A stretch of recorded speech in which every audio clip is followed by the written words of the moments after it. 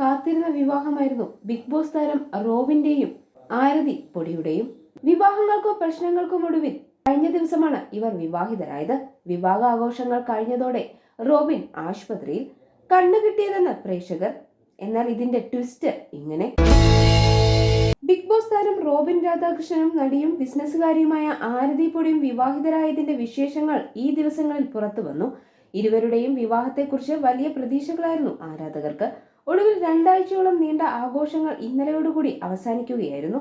Fashion ഡിസൈനറായ ആരതി പൊടി തന്നെയാണ് വിവാഹത്തിനുള്ള ഡ്രസ്സും ഡിസൈൻ ചെയ്തിരുന്നത്. ഓരോ ദിവസവും ആരാധകരെ അത്ഭുതപ്പെടുത്തിക്കൊണ്ടായിരുന്നു ആരതിയും റോബിനും പുതിയ ജീവിതത്തിലേക്ക് കാലെടുത്ത് വെച്ചത്. ഇതിനോടൊപ്പം മുട്ടനൊരു പണി കൂടി കിട്ടിയതിനെ പറ്റി റിപ്പോർട്ടാണ് പുറത്തു വന്നിരിക്കുന്നത്. ഏറ്റവും പുതുതായി ഇൻസ്റ്റഗ്രാമിലൂടെ ആരതിയുടെയും റോബിന്റെയും സുഹൃത്ത് പങ്കുവച്ച വീഡിയോയാണ് വൈറലാവുന്നത്. അവസാനം വരെ കാണുക, ട്വിസ്റ്റ് ഉണ്ട്. ഇതോടുകൂടി പരിപാടികൾ അവസാനിക്കുന്നു. എല്ലാവർക്കും നന്ദി, നമസ്കാരം എന്നാണ് വീഡിയോയ്ക്ക് നൽകിയിരിക്കുന്ന ക്യാപ്ഷൻ. വിവാഹത്തിന് മുന്നോടിയായി ഡാൻസ് പ്രാക്ടീസ് ചെയ്യുന്നു. പഠിപ്പിച്ച ഡാൻസ് വിവാഹവേദിയിൽ മറ്റുമൊക്കെയായി കളിക്കുന്നു.